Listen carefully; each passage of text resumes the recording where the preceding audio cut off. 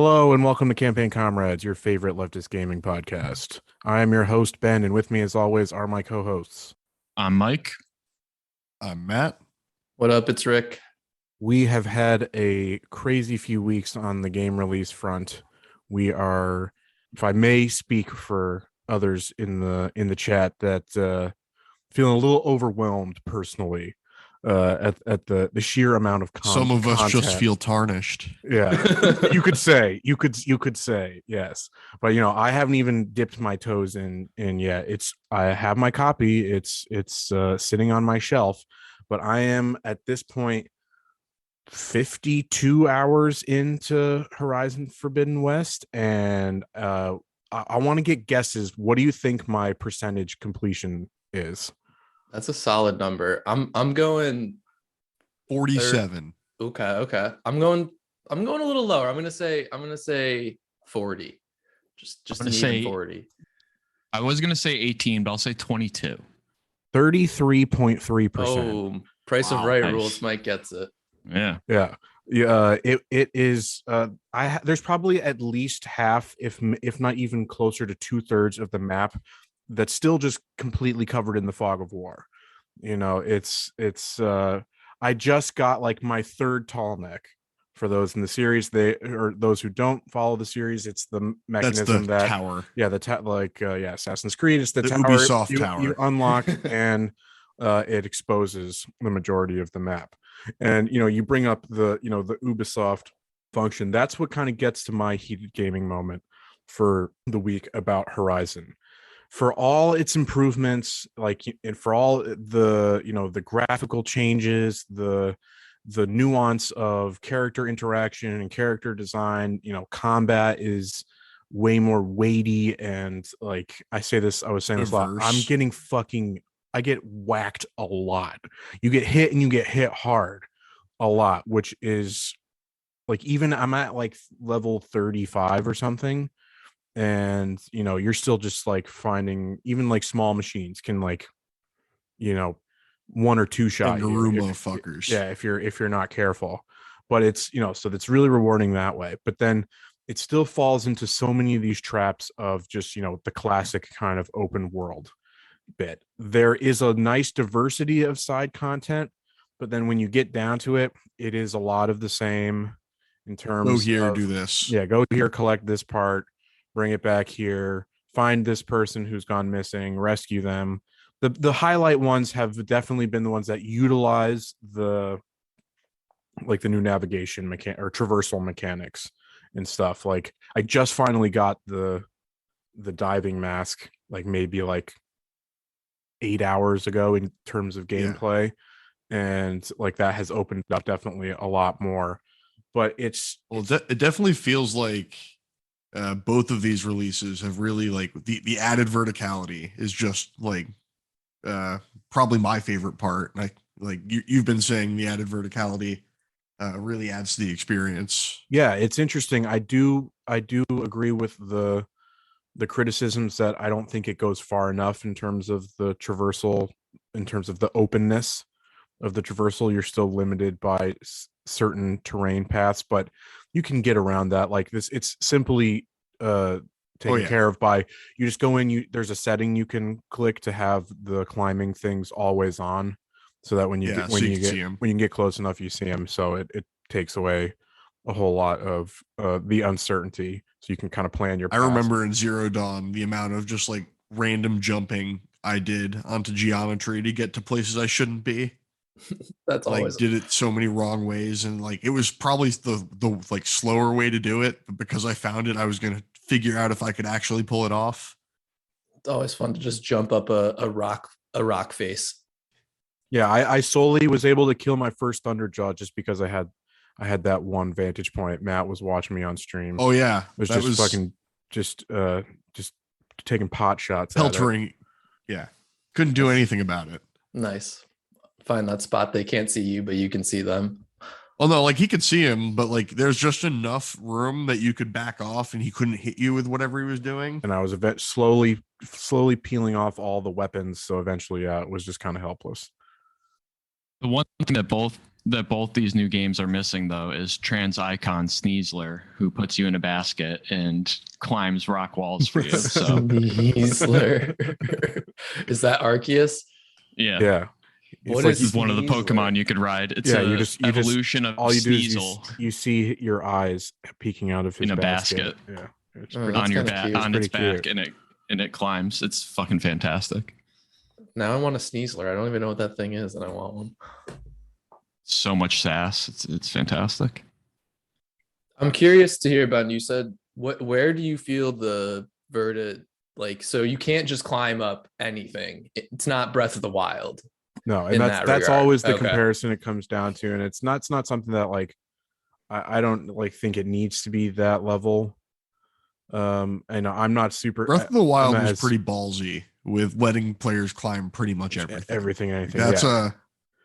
that's a bold move because you're inviting a lot of jank. Yeah, you do come across certain bits that like like they're maybe like a dilapidated building or something. It's like I should be able to climb this. You do occasionally come across the thing where it's like, oh, I think you just have an intuitive sense that yeah, I should be able to climb this, and there's no little bar there, and you just kind of have to go around. But compared to the first one, it's definitely way more open. But that's not really one of my major complaints. I would say I'm still enjoying it. Obviously I'm still putting a lot of time into it, and I'm plan to continue finishing it. It's just now that the world has really opened up, there is so much extra content that I still don't think does enough to be as impactful to the overall story.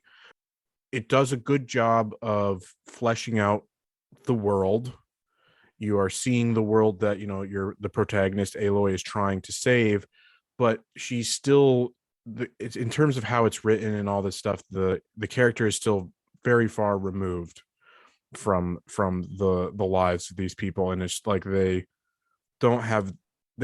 presence doesn't linger. The what you're fighting for does not really stick as clear in my mind. And part of the problem, I think, that I would say is my key criticism, is the fact that I've seen people talk about the sheer amount of dialogue that's in this game, and that probably represents a large chunk of that playtime. But it's literally I'd be button mashing through. It's literally just all questions, though, and there is no impact in terms of there is no choice in that sense. Like there is no impact on the dialogue options. It's just, do I choose to ask more questions that could perhaps give me more information on the mission that I need to go, this side quest that maybe it makes the quest a little easier because you're getting a little bit more context, a little bit more details, like that's classic video game design. But it's just, I don't know, there's a certain depth that I feel missing from what ends up being a majority of the game. The main quest line is probably the smallest single aspect of the game. And that's interesting. So all right, that's interesting to hear. I have another question for you though, because personally, I don't know how the rest of you feel. I'm not a big fan of gameplay that takes place underwater or swimming based gameplay. Oh no, like the classic video game trope is that the water level is always the fucking worst. You got the Water Temple Ocarina of Time, you've got the Great Tide Temple in Majora's Mask, you've got all of actually the water temples in all of the Zelda series. All of the water levels in Mario suck ass. Those are the ones that did it for me. I hated the Mario. The only game that kind of gets it right is Sunshine, and it's because like you don't really use it, and like you have the jetpack, and I don't know. It's more designed specifically for that. The classic trope is that water levels are ass. Yeah, I hated water. The water combat in, say, like The Witcher. Hated it. Mm-hmm. You can still use your crossbow, but I hate it. But no, there's like essentially no combat. Okay. Underwater, it's purely stealth. Okay. The only thing you can use is your smoke bombs that create basically. Who the fuck's fighting underwater anyways? Right. Little fish robots. No, Yeah, there, I yeah, mean, it there's should just be stealth, anyways. but yeah, there's stealth kelp, and there honestly isn't a whole lot of underwater stuff that I've gotten to. Okay. I've had a fair You had amount, that but they're one black box. they're honestly pretty short. The controls feel pretty good though, I gotta say. The haptics on I was gonna say how when you swim, do you feel like the water? yeah, you definitely you feel like the rippling, you feel like some tension, like the water tension that's going. It's With pretty cool. When I tried Elden Ring on the PS5, just like the added like additional of the haptics, It was a lot, yeah. just like made it so much better. I just wish that it had the back paddles that my PC controller has, because then I'd be able to, then I'd be optimized with my. What are you controller mapping to usage. those? To the paddles for Elden Ring, at least. I have sprint/dodge on one and jump on the other, so I can do both of those without taking my thumb off the camera. Yep. And then I have cycle through that's- items and cycle through spells, I'm jealous. That would make a huge difference. so in that I don't gameplay. have to take those Yeah. off while I'm running around. The dodge and jump while you're still able to move the camera, I'm sure is huge. It's amazing. It allows me so much control while kiting enemies around. Yeah. All right. And So sometimes it gets me killed, but it's fine. we've kind of Happens. danced around it, but like the last thing I'll say about Horizon, it seems to be the fate of this series to be released a week prior to other landmark games that just completely leave it in the dust in terms of eyeballs and headlines and all that. Like Zero Dawn had a week before Breath of the Wild launch, and hence all those comparisons. I was like googling a little bit of it. There's of course you end up in the cursed Reddit thread where it's just everybody's like I played Zero Dawn and then I went to Breath of the Wild, and you had the free complete open traversal and climbing ability, and then you went back to Zero Dawn. They're like, why can't I climb up this rock face? So they got all salty because of that. But then of course now with Horizon Forbidden West, it's just getting completely eclipsed by Elden Ring. Matt has again owns both and has put her. He had to pick his favorite child, and he chose. So Been waiting for so long. Yeah, you've been balls deep, shall we say, in Elden Ring since it came out. So I cede the floor to those of you who are currently journeying in the lands between. I'll just start out by saying that the one thing that they've added to this game, just by jumping, I really haven't used it that much until I got to Stormville Castle and realized that I can now explore everything. Oh, and you couldn't jump. Like I went in out to a Old balcony Souls? that in traditional Dark Souls. I can't believe that with how much the relatively acrobatic maneuvering is to the series, that there's no jump function. That was wild to me to learn. Yeah, that's nuts. Sekiro was the first one to add a jump, and bring Okay. that over here was definitely one of those big influences. Got it. But like just the fact, like I went into Stormvale Castle and walked out onto this balcony. And in traditional Dark Souls, that would have been either, okay, there's an item out here and I'm done. And I turn around and I go back. But I looked and I was like, oh, I can probably jump up onto that ledge. And I jumped up onto the ledge and I was like, oh, and I can follow this over here. And oh, I'm now climbing over here onto this roof. And oh, look, another item. And the amount of traversal and just expanse that you can have for the legacy dungeons and the open world just by adding that one little jump is crazy. A I whole have new done plane so of much exploring of existence. Stormville Castle and haven't even I don't even feel Literally comfortable saying I'm another halfway done yet. dimension. It's literally another Yeah. dimension of gameplay possibilities. But as an experienced player, though, Matt, what's your verdict so far? And the crazy thing about this game, man, is I see elements from every single game they've made strung throughout here. We've got catacombs that remind me of the Chalice dungeons from Bloodborne. You've got characters who remind me of various characters we've seen throughout the series. I met Patches in Murkwater Cave. Have you been to Murkwater Cave yet, by the way? Yeah, and You meet Patches? I did meet Patches, and I did Oh my not God, show man. him He's- mercy. Patches, I bro. probably You killed should him? have. I did. Patches I did. O'Houlihan? Oh man, you killed Patches. I He's a did. merchant. I did. I straight up murdered his ass. He He attacked becomes me. a merchant later. I That's know. hilarious. I found that out after I It's okay. I ended him. Patches is a dick face. the perils of role-playing games, right? Sure Yeah. is. Yeah. No, Patches is a What dick makes it face. He's been in every game, and in every game he's been an asshole. So like in each game, he's like standing by and he's like, "Oh, look, there's treasure down there." And then you look and he like kicks you down the hole, and you're like, "Oh, cool, Amazing. thanks, Patches." Thanks, Fuck you, Patches. And you find out that the treasure were bodies that he'd kicked down there. Yeah, just some skeletons. I do think it's funny that when talking about Horizon being released right around these games is not only is it just released a week apart from two historically great games, but I have seen so many comparisons of Elden Ring to Breath of the Wild that it's almost like Yeah. it's no somehow climbing, found just but- the two greatest like open world RPGs that have come out in the last 5 years come out a week after the Horizon games do is really funny to me. And you know what the worst part is? Elden Ring was supposed to come out first. Yeah. Yeah. Elden Ring was January originally. So it would have been like January, Well, everyone would have no, a month. no, but then still, Horizon was supposed to be last year. So I mean, Yeah. it was all it's all fucked up, But like whoever signed off on that, on the Horizon side of things, whoever signed off on that, like, eesh. I like to imagine it like they Fire signed that- off fire and like, that yes, man. we're ready. And then they like turn on the news and the news are like George R.R. Martin and From Software releasing Elden Ring.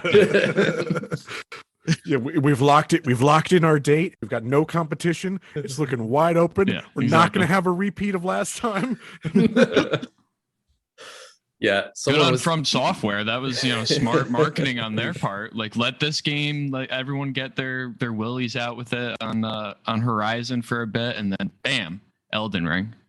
There's just everything. Like every game in the series is in here, and you can see it. And it's like lovingly placed together and crafted into this beautiful open world.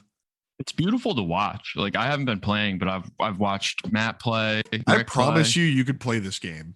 Oh, I'm sure I can. I just don't have the time right now. I've become an I know. actual I'm just saying, Twitch like- user, like by actually Yeah. going and seeking people to watch play Elden Ring. It's wild to me. Same. No, I'm really excited to play it once I have the time. Like, I am going to pour hours into it because I'm really excited to play. Yeah, it's the same thing. I'm super pumped, but like again, we talked about this the other night on stream. With how much time and effort I've now put into Horizon, I'm Got to going give have a palate cleanser. Yeah, I need something short. I need something, a little tasty treat to throw in there in between before I sink my teeth into another 100-hour game. That's what I think I'm going to try to do with the like classic Final Fantasy pixel remasters. Like I think I'll do Final Fantasy 2 next, and that'll be my like palate cleanser. Good idea. Like a nice like 15-hour JRPG. You want a palate cleanser and take the bar for me so I can play video games. You're I more don't than think you'd welcome like to. that. Yeah. I No, don't it'd be- know. I mean, it'd be you sweet make to- that I would on just some turn in a bunch of lawyers. equations and schematics. Yeah, go Honestly, they'd be impressed. go in and just do pick C every time, and statistically, you're bound to do Yeah. okay. Okay. One of my engineering classmates did that for the FE exam, and he did not pass. Sounds right. Sounds about right. He went in, took 30 minutes to answer all C's, and then left. That's a lot of for time. like 8-hour exam. Oh, okay. A lot That's of a lot. questions. That's a lot of Right, bubbles. yeah, That's a lot of yeah. bubbles to fill in. It's a lot of questions. Yeah, that's fair. But no, in my experience, I've not played any From Software games really, except for maybe 2 hours of Bloodborne. And which you were didn't very play the frustrating. Jedi Fallen Order, did you? Because like that's my only connection to From Software games of that being similar. Yeah, no, style. I played Yeah, Jedi. An EA copy. Yeah, exactly. EA's closest Soulsborne Souls Yeah. game. But I do see, Matt, what you mean about this game bringing all of the best parts of prior From Software games into just like one complete package. And they've even, I think I saw some interviews with I'm gonna mess up his name, Miyazaki, is that it? Miyazaki. Miyazaki, yeah. You can where he just say was- God. and Simplify he was essentially saying even from his aspect, this was kind of a culmination of all of their prior work. Yeah. And I also think, Like, there's a tiny thing that I like, the Stone Sword keys. yeah, Those are just Pharaoh's Lockstones from Dark Souls 2. And that's like a really cool little like callback to a neat feature from a game that wasn't really that fun. yeah. And then the other thing that I have really liked is that it's just, of the recent games, I know there's been some issues technically, but this game feels, those are pretty modern. From my perspective, they've been very minor. But this feels like a couple of the complaints I understand. Like, yeah, more visual settings would be nice. They'll probably bring those in later. The ultra wide support, got a complete game. Ultra wide support was something that did exist, I believe, in the network test, but they took it out, and I believe that's probably because they want to get the stability right before they add another layer. I'm sure that'll come. The only thing I'm sure will not come is the above 60 frames support, which people keep asking about. And that's just because with the invasion mechanic, if you have someone who's playing at 144 frames and someone who's playing at 60 frames, that's a frame imbalance where they're going to have a huge advantage. And they're probably going to want to keep that as minimal. Have you guys had any issues with the console version with the frame rate issues? That's the main thing I've heard about. It's like the only way to get like consistent 60 FPS on console is running the PS4 version on PS5. Yeah, because it has less visual density. Yeah. And I mean, so there's two settings on the PS5 mode. There's like a quality, performance, and fidelity or whatever. Yeah, exactly. It's like quality, and I forget what the other one is. I've played on them both. Honestly, I haven't noticed any major difference between the two. The only real issue I've had is pop-in, occasionally. But as someone who's played both, there's a good amount of pop-in. As someone who's played both with the Horizon PS5 and the PC, my PS5 experience with the 60 frames mode it definitely wasn't a full 60. It was definitely somewhere in the mid 50s, low 50s, but I didn't really have that many dips or anything. It felt pretty consistent. Yeah. Pop-in was the only real thing I noticed on the PS5 one. That was definitely worse than my PC. My PC definitely had much less pop-in, but my PC is also playing 4K high settings. And I'm usually sitting around 60 frames, and I'll dip to the low 50s occasionally. But once you go into like an enclosed place, it's a locked 60 immediately because it doesn't have to render the world around it. Yeah. Which is what happens. Which is why when you go in and out of interiors and exteriors, there's a quick like dip and then up because it's got to re-render the world. But I think to Rick, you were kind of getting at this point earlier with Elden Ring, and we could say it with Horizon too. Like, this was kind of new in the past few years of getting a big title game that's complete at launch. Like, look at all the other big, games that have come out, Cyberpunk, even like Battlefield 40 or 2044, whatever the fuck it is, 42. Like, we were just getting all these incomplete games. And, we talked about Horizon being pushed back. Elden Cyberpunk Ring being put pushed out back. their next gen patch a year after release, at least. Yay, right? good for you. Yeah. So like I find it just interesting that, especially with Elden Ring, which is such, has been so popular and such a huge game, and so well done. Like the fact, it's like surprising almost to have a fully completed game that, obviously it has some hiccups, but I think that's something and that's going to happen released, with a I think, big game. 4 patches in 1 week. Like, yeah, they're That's clearly nuts. That's nuts.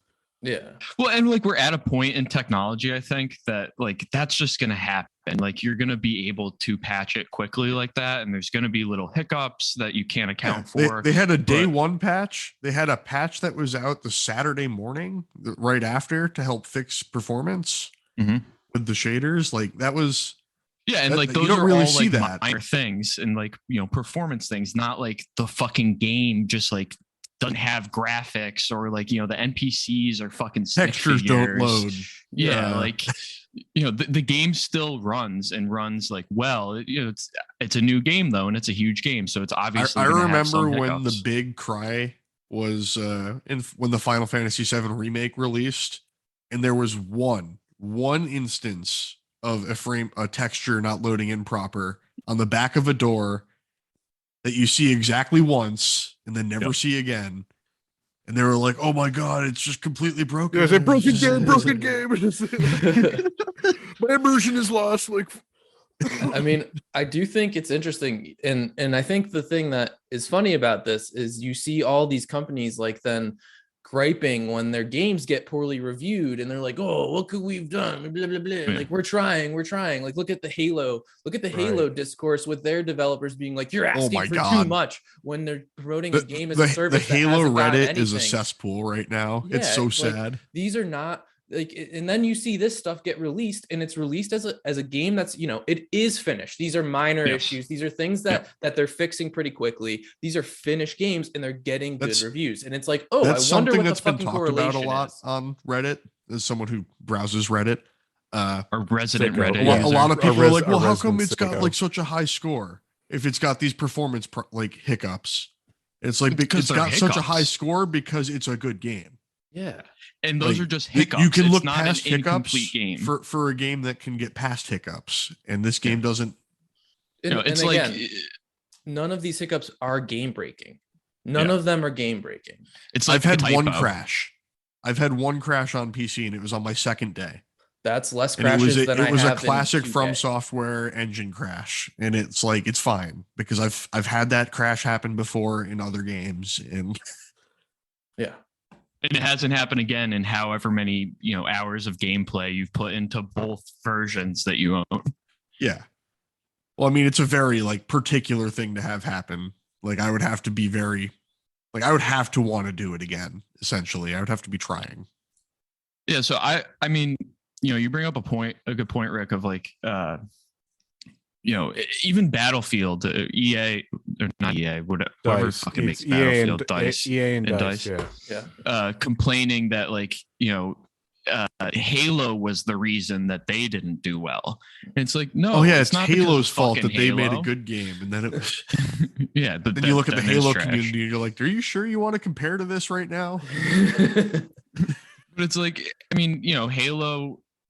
I mean, that's probably a bad example, but it's like you can't blame another fucking studio that put out, a better game than you for the reasons yours failing. Like yours is failing because you don't blame them outright. Game. You just buy them later and then spite them. And the silly thing about all of that is there was some good initial like discussion and dialogue about Halo when it was released, and people did praise it a little bit, like, yeah, you guys delayed and this is actually good, but we're a month out, and that actually now we've seen isn't the case because they don't have any of the shit they said they would be including now 3 months after release because it's a game as a service. I saw there was a thread on the Halo subreddit that brought up that they were promised that they would have a roadmap at the end of January. Yeah. And they brought up that it's been exactly a month now since they were promised they would actually have a roadmap, and they've heard nothing about it since. Yeah, they don't even have a roadmap. It's pretty crazy. Oh, speaking of live service games, how do you have content planned? Quick diversion. Did you guys see the absolute flop of Babylon Fall? Yeah, the Square 650 concurrent players. Oof. Oh my god. That is just on Steam. So there could be more, but so bad. And again, it's another broken, incomplete game. Not worth talking about anymore. I just thought it was funny. I mean, worth talking about, and not the game specifically, but in the sense, we've talked about this in other episodes or episodes that are going to be coming out. I don't remember our schedule, but like, the line goes up. They make their money off it, or their stock prices go up because they've released the new game. So the Babylon's Fall could be a good ill omen, though, because that's Platinum Games, who generally make good games. That's like Bayonetta and all them. Mm-hmm. Yeah, but I mean, like, it doesn't matter the game itself. That's them trying to do a live service game and it not going well. So maybe that'll like pump the brakes on a couple studios. Maybe we shouldn't do that. Maybe this whole model. Maybe our games don't translate to way too volatile. But that does, we've discussed this before. Like in our capitalist, structure of the economy, that doesn't fucking matter. Like, Well, as long as the line goes up, as long as the shareholder value goes up, because you made a game, doesn't matter if the game is like successful as a game, it's successful as a stock driver. So like, maybe they slightly change their business model, or maybe they throw in a regular game instead of doing all games as services. But like we said before, it's never going to go away. are they charging monthly for that? How is that? What is that model? Or is it a one-time fee? Does anyone know? I don't know. Because like this is something else we've talked about, but What, Babylon's Fall? yeah, Is is that what you were Babylon? asking? Yeah, do you know if I Babylon's believe Fall? it's just an upfront cost, and then you pay for expansions. Yeah, so like depending on their pre-sale numbers, they don't give a fuck, and It's that's why $60 on Steam. there you go. 60. $60 on Steam. So as They long don't as give a fuck. as long as they hyped it up enough to sell enough pre-sales, they could give a shit less. Like that's part of why the pre-sale shit is so awful. Like they don't care if they get their numbers before the game's released. That's why Project Red did what they did. Babylon's Fall marketing gave me the worst two vibes combined. It was we had Godfall, and we had what was Square Enix's live service bullshit, Outriders. Oh, I thought you were talking about their Marvel's Avengers game. Yeah, that's what I thought you were talking about. We don't talk about that. That's Yeah, not- that doesn't exist. That's like season 2 of True Detective. You don't talk about that. They're still Yeah. releasing content for it this year. Marvel? Yeah, Yep. gated content, isn't it? Like Mhm. PS5 only Spider-Man and Black Panther or something like that. No, Yeah, this I'd is seen the this is they've gotten past that shit. This is Okay. now for anyone, but you have to pay for it. It's still like DLC. It's not free. I love paid DLC to games that aren't doing well. Yeah, it's really funny. It's like Code Vein. Code Vein released, and it was like pretty decently reviewed. And then they were like, "Oh, here's one DLC," and the fans were like, "This DLC was okay, I guess." It was like quick, so like hopefully your next one like is better. The second one came out, it was like, that was the same, I guess. And then they released the third one. We're like, we're not buying it if it's just, yep, it's the same. Well, and like, we've probably discussed this before, but look at we've talked about labor in gaming and like the crunch and the underpaid developers and things like that, and just like the exploitative practices. So they don't care. It's not costing these companies much to make a game in the grand scheme of things because of their exploitive practices. So like, regardless, they're probably going to make some sort of profit. And, again, like we've said, we live in a shareholder economy where that's what matters. Driving the price of shareholder, the stock value up is what makes your company successful. So, that's why we've seen these big studios that still are making profits of like 30 million, or the fucking CEO is walking away with millions of dollars, but they're still, underpaying their staff, exploiting, long hours, and just putting out shitty games. Except Elden Ring, which I don't know their practices, their labor practices, but they did put out a good game, and And I are would like to giving think their that- employees a raise because of it. Yeah, that's what I was gonna say. They're Really? giving their developers a Okay. raise. So Bamco. That's cool.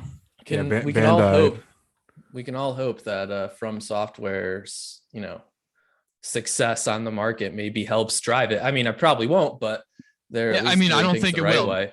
Maybe at Dear indie Bandai, companies. I hope the success of this game teaches you to can you please take your logo and put it on a dark background so it doesn't blind me every time it comes onto my screen?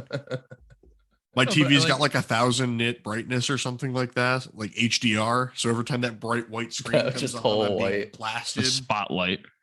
No, but I think like if there's any effect of like Elden Ring on the gaming market, if we were to like look at that, like the success of putting out a full game that just only has some hiccups and is like a very good game that people are searching out random Twitch streamers just to watch someone play some Elden Ring. Yeah, I opened Twitch up the other morning to see how our stream did. I think it was this morning. And like a couple of the streamers I used to watch that played Overwatch were all playing Elden Ring. And it felt like 2017 for a second. Yeah. Well, and so I think if there is like a market effect, it's never going to be at the big name studios. Maybe, this gives more leverage for like indie studios to practice these types of like Elden Ring type practices and pay their employees better and make good games. But, like Activision, EA, like all these fucking places, it's not Microsoft. It's not going to change. The success of Elden Ring will not change. I mean, if anyone thinks Microsoft is going to change the studios they're buying, just look at what they've done with 343. What have they done? I'm not familiar. That's the Halo. That's the Halo devs they've had for 3 games now. Oh yeah, I forgot. And they just happen to be the worst 3 games in the series. Well, like, and then Mike, to your point though, what's going to happen is no one's going to follow the model, but they're going to look at the game and they're going to say, ooh, what are the gameplay elements that people thought made this game so good? And then they're just going to ape them, and we're just going to get all of these like, lesser made. No, that's a great point. That's a great point. I don't want copies. I don't like copies. That's what leads me to my question, and I think which is going to be the source for a future episode on like the history and development of open world games.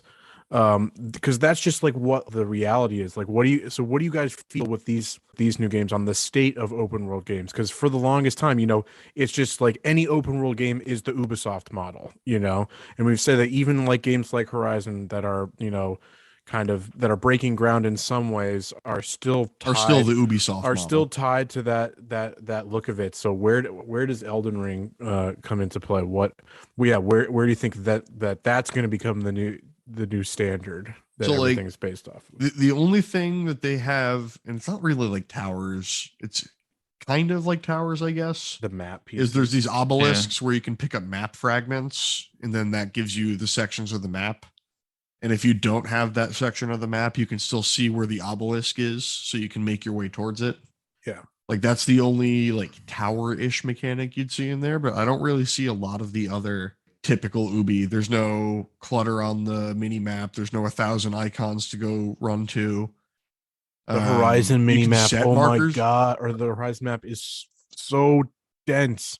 There's so much shit there. Well, and so I don't know if I have like a what is going to happen in the future, like what Elden Ring and how it'll affect open world. But I think we've kind of been discussing at least one very impactful game on all open world games, and that was Breath of the Wild. And like we've seen how studios have just been like picking and choosing different elements from a game like that. Even looking at Pokemon Arceus, like that's a fucking Breath of the Wild Souls combo game. So we definitely at least have, or my point is we have like a model to look at, or like something very recent that has been a great source of gameplay, to pick and choose from, that's been like picked at and thrown into other various games at different levels. Who can forget Breath of the Wild? The battle with Great Snorlax Agahead? One thing I think is interesting that we've touched on is the idea of the towers and map fragments and things like that. And that's something that I think, we all find it kind of a trope at this point. That's kind of become the mechanic, but I also don't know that there's much of a different way you can do something like that. Like there's only so much you can do to like have a concealed map that gets revealed. So that thing I'm kind of okay with. One thing that I do think is going to come about out of this, well, at least that I hope, is the idea of not having such a cluttered map or having a map at all. And it's something that I actually realized I really was enjoying when I played Ghost of Tsushima, because that game didn't have a HUD, a heads up display. It like just had the mini map. Yeah, right. There is no mini map. That is a huge thing. I really don't like mini maps because you end up playing the mini map. You end up you end up looking at the mini map and trying to get places instead of looking at the map and trying to go where you think it should be. Somebody at Bethesda who like I watched some interview where they're talking about like what they wanted to do for Elder Scrolls, and it's like they came up with the thing that's now also been used in games like God of War, where you have like the the compass rose at the Yeah. top that And moves along Elden Ring based, still has the based like compass that. rose, but Yep. the only thing the compass rose can guide you to are your lost runes. And I Okay. believe if you put a marker down on the map, Yes, it does can show up there. yeah. No, like that was something I wished that I could get rid of in The Witcher, because I felt like there's so much I'm missing in the world, because as I'm running throughout it, my eyes are solely on the mini map. It just makes exploration feel less organic. Right. I No, mean, you actually And like with it's the like you lack are of coming mini-map. upon something for the first time. Yeah. The lack of mini map just makes it feel like an actual adventure. If that like, as Right. cheesy as that sounds, Mhm. No, I like I it feels vouch like that, when yeah. I go to the map, I'm pulling out a map and I'm looking because there's like I'm just looking at a map with that shows you are here. Mhm. slightly different, but along the same lines. Even driving in Forza, I don't like the mini map sometimes, just because I end up looking at like this very tiny thing. Like I'm just driving with like my fucking Google Maps open essentially, Right. and following the road that way rather than Forza's I think a pretty game, so like I enjoy the scenery. So I think that the mini maps are definitely an issue. Absolutely. Half of Forza is how they've made the landscape pretty. I think Yeah. that's another good example of where the mini map is just distracting. So that's something that I've really come to appreciate in the open world games, and I think it's interesting that the only open world games I've played all the way through or feel continually engaged with recently are the ones that don't do this. Ghost of Tsushima, I finished. That game was fun. Exploring was fun. I completed the game. Elden Ring, I have full plans to complete the game. It'll probably be, August when that happens at this rate, but it's keeping me Gonna engaged. happen. So, as a new player, though, Rick, how are your thoughts? Because there is a bit of like the discourse that I feel like we are somewhat obligated to at least dip our toes in. But like I'll let you go for it, because I've had one little pet peeve, but I'll with the surrounding discourse, but I'll let you go. Okay, that's fair. So I know, this podcast, 3/4 of it has previously been, borderline Souls haters. I wouldn't say fully Souls haters, but I was we've all had our largely gripes. ambivalent. Yeah, I was ambivalent. All right, I guess it was just me because I had a I'd poor never experience. I'd trying never Bloodborne. played, and it was just like, to me, it was Yeah, like, never oh, I played. just I mean, doesn't appeal to me. starting out in Bloodborne is a good way to get your ass kicked for a little bit. Yeah, Bloodborne really, really fucked with my confidence. I was like, man, I suck at gaming. I can't even get through the. You have to understand that Bloodborne is so much faster than all the other games. So like fast. The speed of Bloodborne is crazy. No, that's what I was concerned about. And from my perspective, I mean, the gameplay is challenging, and but it's fair. Like everyone says that about these games. I didn't feel that way playing Bloodborne. I will freely admit I spent like probably 2 hours just trying to kill the first 3 guys over and over again, and then I quit that game because I was done. That was just too long to have to not get past literally the first area was incredibly frustrating. But this game does 2 things that has avoided that, and one of them is the combat is slower than Bloodborne for sure. That Bloodborne combat was crazy fast, and I now realize this that combat speed is more like Sekiro with a little bit of Dark Souls 3. Yeah, so the speed feels more manageable, and then the ability to run away. In prior Souls games, you couldn't just run away. They were so much more linear, and maybe Matt, you can correct me if I'm wrong about that, but the ability they are to an extent, especially like Demon Souls is very linear because it's very much broken up into the world, like World 1-1, World 1-2, World 1-3, World 2-1, World 2-2, World 2-3, broken off of a mini hub. Dark Souls, the original Dark Souls, it's sort of open-ish, world-ish, because you have choices in which way you can go and you can explore in different directions, but they are very much interconnected linear sections with maze-like exploration inside, but they are not like a true open environment that you can go and explore. There are definitely death boxes if you jump off certain areas and whatnot. Dark Souls 2 and 3, very much the same. A little less interconnected, a little more linear in Dark Souls 3. That was always a big complaint from me, at least. Dark Souls 3 got very linear. Sekiro is again kind of like Dark Souls 1, but not again true open world. Same with Bloodborne. Yeah, and I think the other thing that has made this one more palatable to those of us who felt like difficulty might be an issue is that you can find a spot to grind that you have either no issue with the enemies for the most part, or there's even spots where you can grind and not have to fight. You just there's like you can just that, summon a ball and run away, and you just run away from it. It rolls off the edge, and you get a decent amount of runes. I did that. Yeah. And at one point I gained 15,000 souls. Oh, and wow. I don't know what happened. That's awesome. Jeez. That's awesome. Yeah, but I've been trying to replicate it and it hasn't replicated. I'm jealous. But yeah, so like you can farm pretty effectively and get yourself to a point where then combat that was difficult is now a lot more easy. Yeah. Early in the game, I would just run by all the giants because I didn't want to mess with them. Yeah.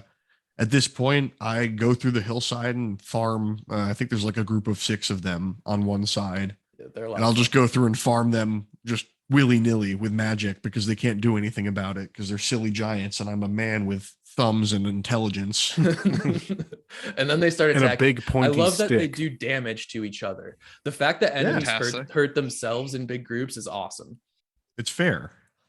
It is fair. It is fair. And I will say, I had Matt, you were right. The feeling of beating a boss in this game. I still haven't even beat the first like real boss, but I beat the first like sub boss. Technically, Margie is it a real boss? I guess it's a real boss. Sure, we'll count. Margie's the hardest first boss in the series. All right, so like beating Margit like that. Wow, what a high! What a high! Like I could have run like a mile in 5 minutes right after doing that. Yeah, you went and beat Tree Sentinel right after. It only took you a handful of tries too. Yeah, I mean, you did it on stream. I was watching. Yeah, that's pretty typical. Like that's usually how they go. It takes like just figuring out what the combos mean, and it's just pattern recognition to a certain point. That and just getting your timing down with your weapons. It has its own cadence to like the time between actually triggering an attack and the attack being made in the game, which is like a lot of RPGs that don't have the Assassin's Creed type combat. You got to get used to that. There's the stamina management in combat is always like that's a staple, and that's why the slower games always they're a little easier to get into than Bloodborne because it's so much faster and the stamina goes away so much quicker. Yeah, but I think the combat, the game itself is all fantastic. It was I was casting. Yeah, I really enjoy casting as well, and I was nervous heading into it, but careful, you're gonna upset the hardcore gamers. You're gonna say, if it's not Dex or strength, you're doing easy mode. Easy mode. So we were mentioning easy mode. We were mentioning none of you have mage builds. Well, yeah, watching Hassan stream earlier, and I feel like he's only somewhat being serious, but it's like mages fuck off. Like only talk to me if you're doing a strength build because he's doing a Dex It's one build. of the memes. Yeah. But like as Matt called them, the Unga Bunga builds, strength builds. You put on the heaviest armor and you just face tank hits from bosses while just trading with a giant fucking club. I was watching Hassan and he's doing major damage with his weapon. You can absolutely got the katana. Yeah, bleed damage is crazy on the katanas. So my little pet peeve in like the coverage, it's mainly just like a language thing, but like you're seeing every article, it's like, oh, Elden Ring is the most accessible Souls game ever. It's more accessible than ever, and it's just, I know it is just kind of semantic difference, but I think it is important. Where there's a difference between approachability and accessibility. I think what they're meaning is this is the most approachable game, because then when you get to actual disability advocates and people who actually work in making games accessible, you find out pretty quickly that even a game like Elden Ring that we were just lauding, for being quote unquote complete and a good game lacks some pretty fundamental accessibility options, like colorblind settings, menu narration, simple kind of stuff like that. But like I've seen some people go further, saying that there's a whole lot more that could be done for Soul's particular genre, and it has a lot to do with the heaviness of dodge, parry, that kind of mechanic, and it's how there is not enough done. And they're not, this is not a problem solely with FromSoft or Elden Ring. This is an industry problem, without a doubt. But they made a cool example, and actually, say, Mike, you brought up Jedi Fallen Order. This one disability advocate, his name is Sightless Combat, combat with a K, shout him out, mentions Jedi Fallen Order as having gone the furthest for accessibility in terms of dodge mechanics through the use of audio cues. Different, like, different attacks that require a dodge, a roll, or a parry have different sounds that you can learn to pattern recognize. And it's without a doubt, true accessibility for any game requires your core development philosophy to be built around its implementation. But then you get like, the bad faith, chud Souls players who are like, oh, you change those things, you're going to compromise the artistic vision. And I think that's fucking, absolutely idiotic for, these things that are essentially entirely optional features for the end user. All these proposed accessibility things are things you can click on and off in the fucking menu. Although not if you are sight impaired and there's no fucking menu narration. That's my spiel. Two things I want to bring up there. One, are you surprised that video game journalists are not using proper language? Absolutely not. Okay. So get that out there. Two, this is just something in the industry that always kind of perplexed me, because a lot of, not that other areas do this well, but my background as a teacher, and I would wonder, Matt, if this is similar in your field. When you're creating things, like there's this idea of like universal by design. So it has its own issues, because it's like, what is the universal? Right. It's not always like attending to specific disabilities, but like the general idea is that, everyone should be able to access it. And a lot of times, even in teaching, like one of the ways to learn about universal design is looking at, again, not that they do it well, but like public planning. So like the typical example is like sidewalk ramps, like from the street up to the sidewalk. Instead of having like a step, it's like a slight ramp, so that if you're in a wheelchair, you could wheel up instead of having to walk up the steps. It's just like simple things like that. And it's not surprising that the video game industry, like, something we've talked about before, like the most neoliberal industry, and like has like come up with the rise of neoliberalism in America, and that, the business model surrounding it. So it's not entirely surprising. I'm kind of more surprised that like in the indie space, it's not something, and it could be something that's talked about and that I'm just not aware of, but like that's where I would think these conversations would be happening more. And, again, not the universal by design is perfect or anywhere close to it, but at least is like a starting point of, getting the idea in these video games that they should be accessible to anyone. It should be, like you said, Ben, settings that you could change. It's not universal, meaning like it's forced upon everyone. You could still play Dark Souls on the hardest level you want. But, if you are someone that is hearing impaired or visually impaired, like you still could fucking play the game as it's meant to be without the without being sacrificed the gameplay or, the art of the game, because from its inception, it is made, in a way that everyone is going to be able to access it. It's not an afterthought. And I think that a lot of like the discourse of like, you're going to ruin the art or things like that is people thinking of these designs as afterthoughts rather than, from the get-go, this is what we're trying to do. Particularly with the neoliberal model. I don't know how, again, it's like they have not like, in essence, co-opted accessibility, because it's in their best interest. Get the game into as many fucking hands as possible. Yeah, more money. and That's it an wouldn't audience. surprise me if like that's soon to come, because like you're right. Like how is woke capitalism not taken over? Yeah. You know, I think it's coming, and you know, the cynic in me sees a lot of the like labor organizing, like that, things like that, like these small gestures are going to be the response of the developers to like consumers. Like you know, we're hiring more diverse, and because we're hiring more diverse, like, you know, our games are going to be more accessible, but they're still going to be fucking shitty to their employees, and you know, this, that, and the other thing. So yeah, and I mean, the other thing there is like you got people like Bobby Kotick who are running these companies, and I don't think Bobby's ever once thought about making something more accessible necessarily from this perspective. you would think from the monetary perspective he might. Yeah, maybe. I don't know.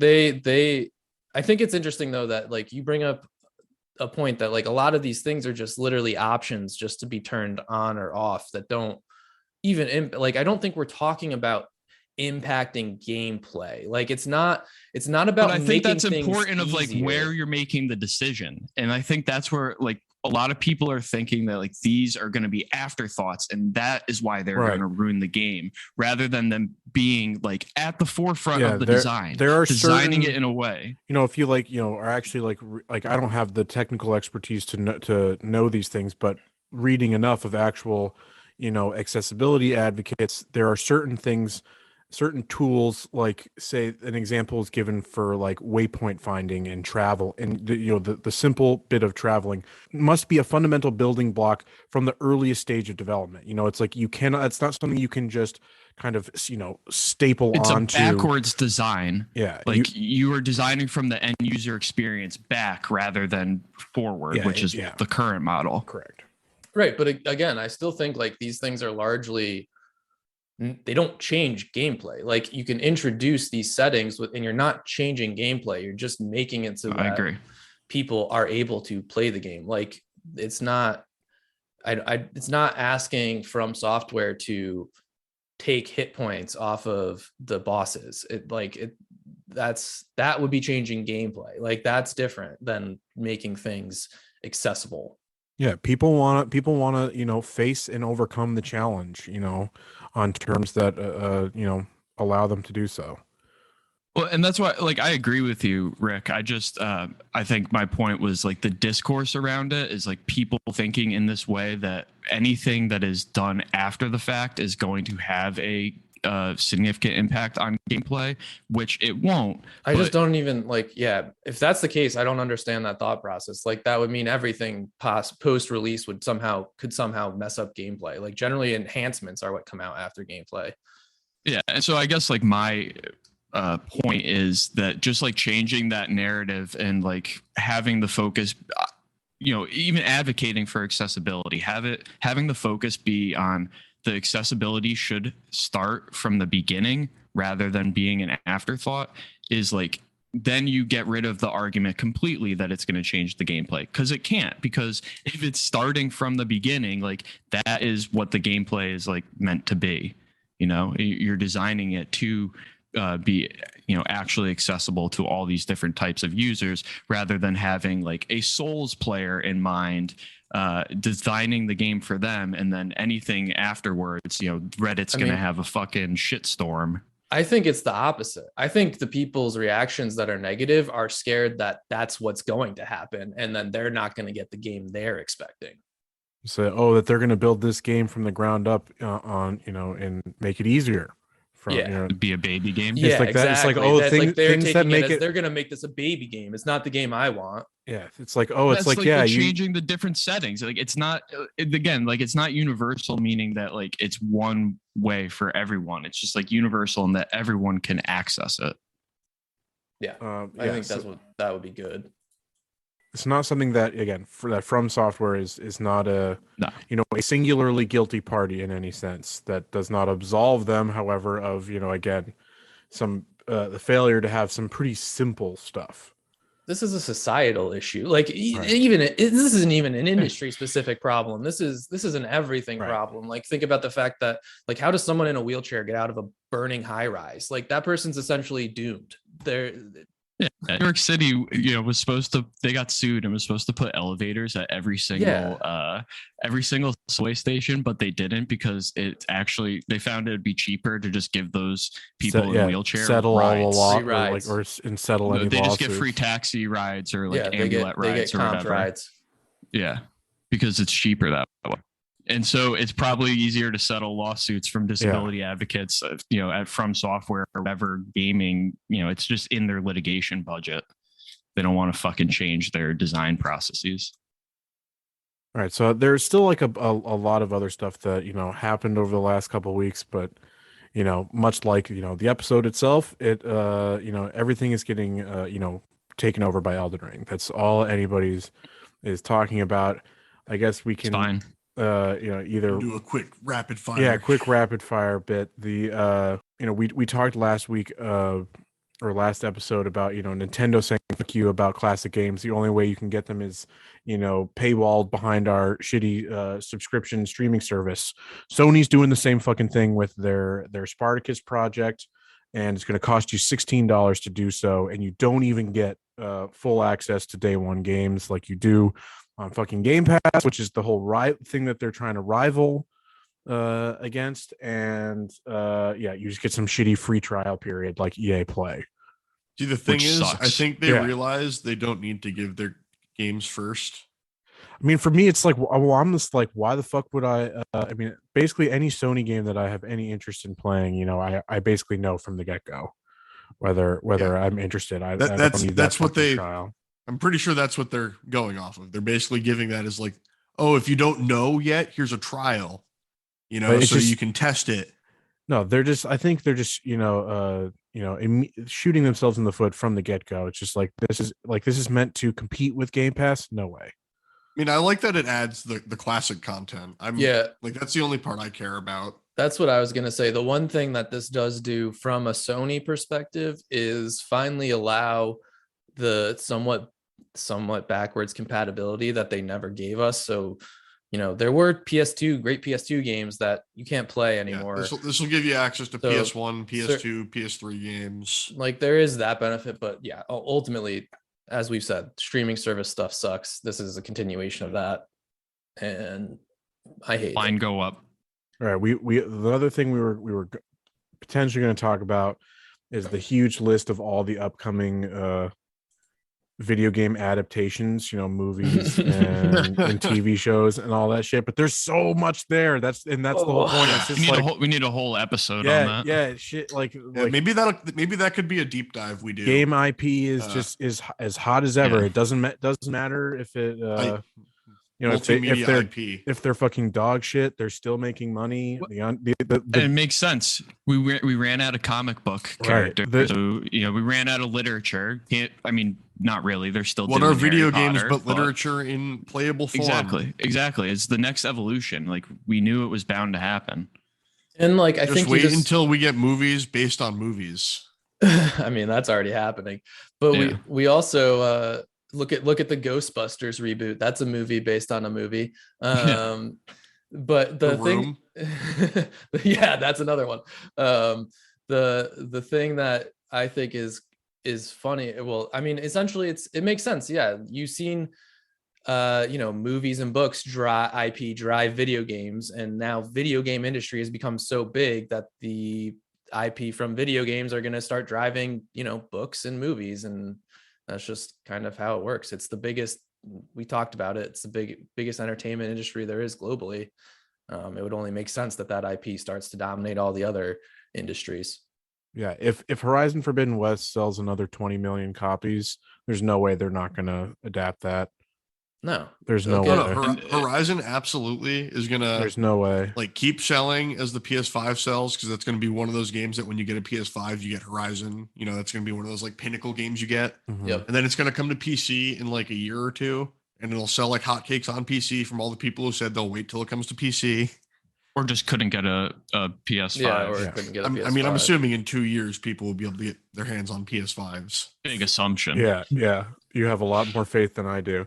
And Yeah. you know, you have a lot more faith in our President Brandon getting the supply chains back under control.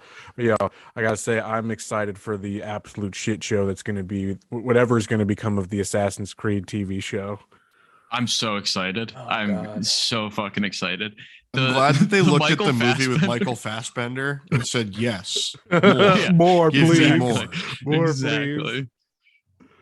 I've only watched that movie like maybe once, and it was like on FX. So Inscrutable. was watching it in parts. Completely. Yeah. I believe I watched it because it was Michael Fassbender, and I was like, he can't be bad, right? I know, exactly. Me as like, you know, like a actual, like, you know, devoted adherent to the franchise. Creed head. Yeah, like you know, just found that movie completely inscrutable. Like So bad. it was ridiculous. Look at the Animus. What have you done? It's like to you my couldn't even boy? tell who the Templars were. You like you had no idea who. And that's the whole. That's the whole plot of Assassin's Creed. His Assassins versus Templars, no matter what time period it is. I have not seen it. That's hilarious. Go watch it. Yeah, it was so Go bad. watch it. If you're gonna watch video game movies, you gotta watch the Doom from like 2003 with The Rock. Yes. Yeah, classic. Or just Super Mario Bros from the 80s. If we get some love from some listeners, you know, write us some reviews, go over to our Patreon, actually, you know, support us Engage with us. materially. Maybe we'll do some, you know, extra bonus content where we review video game movies. You never know, maybe. Yeah. All right, yeah. Any other plugs before we wrap off? One last wrap it thing, up?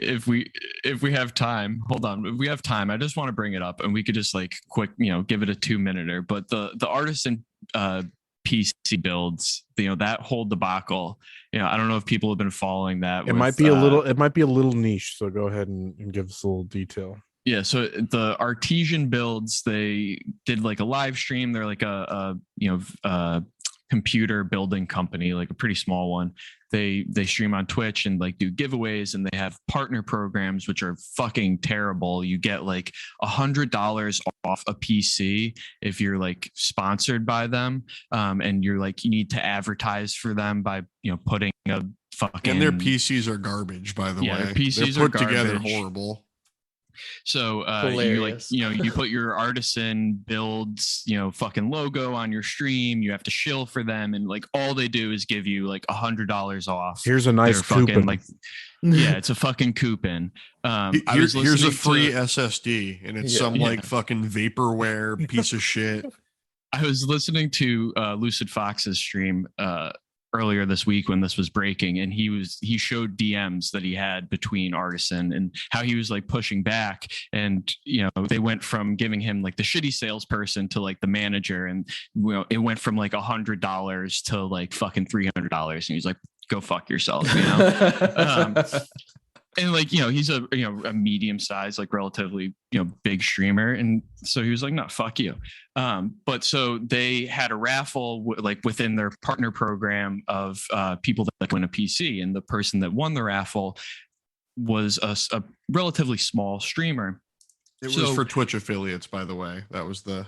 Oh, it was just Twitch affiliate. I thought it was like their. That's what he was a small Twitch affiliate. I'm pretty sure it was their affiliate program. Yeah, it was their affiliate program, not the Twitch one, but like the Artisan affiliate program. So the people that were like advertising, because they give it to anyone. Because like, what the fuck do they care? $100 on something that they're already marking up at least 50%, and then they're getting all this free advertising from, you know, hundreds of different streamers by just having the fucking name on their stream. So they pull this small streamer's name, and then so the CEO is going through the fucking her like stats and is like, oh no, she's too small, we can't give this to her. So fucking blew up on Twitter and everything. Other computer companies ended up giving her a free computer, no strings attached. That was a much better built computer. I think it might have even been a Cooler Master had done it for her. It's called the easiest marketing you can ever do. Exactly. You wake up, you see it first, you build a computer, ship it out before someone else does. Boom. Yeah, and she got a much better computer than fucking Artesian builds. What I saw, the Artesian slap happy Artesian people, after the story started to gain traction, they started to be like, "Oh no, we'll send it to you," and she told them to and fuck she off. said no. Yeah, that was my favorite. She's like, no, fuck no. But that even took them. Yes, They had several days, apologized right? Yeah. before. They Yeah. apologized and didn't say anything about giving her shit. And Yeah. then Well, later, I think than they that, said they would give her something. I think they only said that they were going to give her something because of the other company that did give her, I something. think so So it was like a way to save face, and they ended up not even having to shell out the computer because she said, "Go fuck yourself." But the latest news that came out yesterday, which I think is it's like the icing on the cake, is this Artesian Builds has folded as a company because the CEO was just indicted is not the word, but charged with tax evasion. So the whole company is now gone. This is something that's probably been in the works. I was reading since maybe November. How is that company not just a cardboard cutout this whole time? I mean, that's literally what it was. And, they didn't file, for their licenses to build the PCs in California in like November. There's all this other stuff. So bad look for Intel, the who was sponsoring the video and the build in question. Real bad that was look like part of the Hogue Law, who's a YouTube creator that does good reporting on video games and the law, was going through it, and it was unclear who was sponsoring the specific raffle at first, whether it was Intel or Artesian Builds. And Intel was like, I guess, sponsoring it in a way, but the sweepstakes or whatever was through Artesian Builds. So like they're on the hook for the potential false advertising and like fraud and whatever could potentially come out of that. Yeah, just a little bit. But and the tax evasion has nothing to do with this specific incident other than the fact that it came out in the same week, and it was just like the straw that broke the camel's back. We love to see the instant karma here. Yeah, exactly. It was just universal karma. So I guess lesson learned: don't be a fucking asshole, and fuck with the government's money because they will come after you. Yeah, don't do fraud, folks. Yeah. All right. So plugs. Come check us out every week. We stream on Twitch at campaign_comrades. Come check us out. Follow us on Twitter at CampComPod. Best place to find out when new episodes are coming out or when we're streaming. You should probably put like a schedule out on social media or something for the one on Twitch. Who streams when. There is one on. I put it up on Twitch. Yeah, it's actually, I haven't looked at it yet, but yeah, go check it out, folks. It's there. Yeah, but till next time. Well, say we're gonna be just keep plugging along at those open worlds. We'll see when we resurface. Maybe we'll be shiny by then. No, I will forever remain tarnished. Maybe in Maidenless. Yeah, so maybe you will find some maidens. Yeah, maybe. After all. All right. But don't get syphilis. Yeah, to all the other maidenless comrades out there, solidarity, hold strong. Godspeed. Yeah. Bye. Bye-bye.